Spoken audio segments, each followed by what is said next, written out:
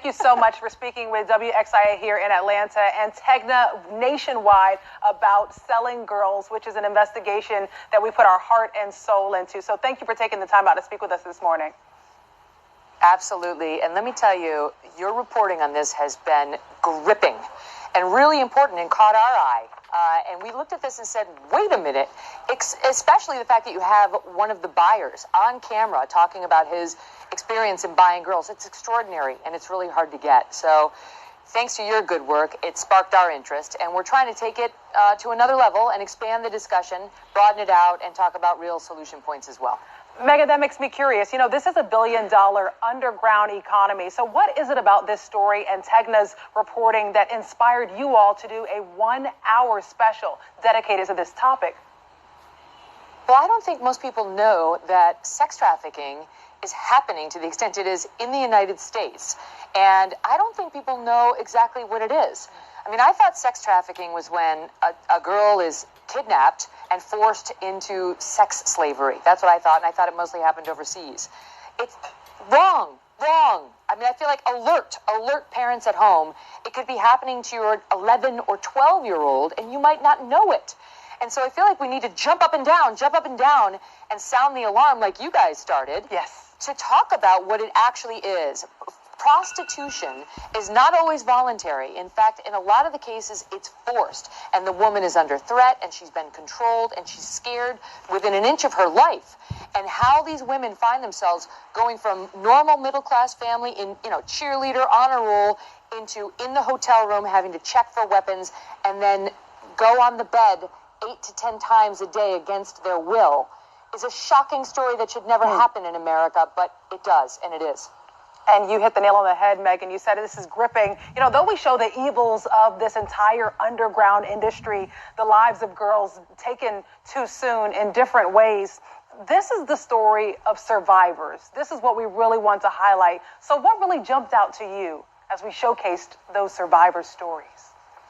How torturous it's been for them. I mean, how they never wanted to do this. They didn't want to prostitute themselves. They didn't want to be in the room all day with 10 men coming into the room one after the other, some of whom are sadistic serial rapists, they say.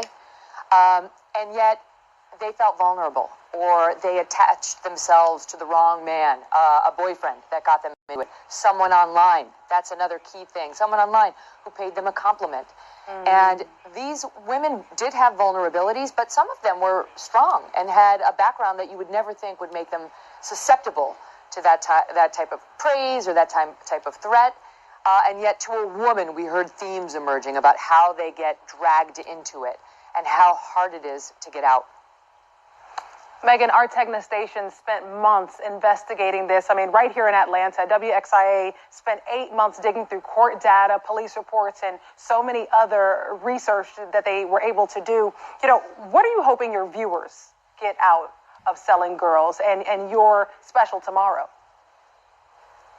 I mean, I think Tegna deserves a major hat tip because just making people care about this takes some effort. Because again, when you hear that term sex trafficking, I think most people think it's somebody else's problem. And so just taking the time to gather the evidence, get people on camera, was really important work. And as I say, it's not every day you see an actual buyer come clean about how he was doing it, how often he was doing it, and what it was like when he had to confess to his wife that he was doing it. So I really think a salute to Tegna is in order, and we pay that. Our goal is to let people know this is a real problem and to let parents know these are the warning signs that you should be looking for in your own daughter, who you may think is not at risk, but who may be going through it from your own home right now. And then to give real solution points, places they can go and talking points they can use. I mean, one of the things one of our experts said was one thing parents can do is say to your daughter the things that the traffickers say to them in attempting to reel them in. Tell your daughter that you love her. Tell her that she's beautiful. Tell her, that you believe in her. Some parents forget to say it, believe it or not, and these traffickers are smart, they're cunning, and so they use the language they know will lure some of these young, more susceptible girls in. But if the parents have already been there, preparing for that moment, it's far tougher for the bad guys.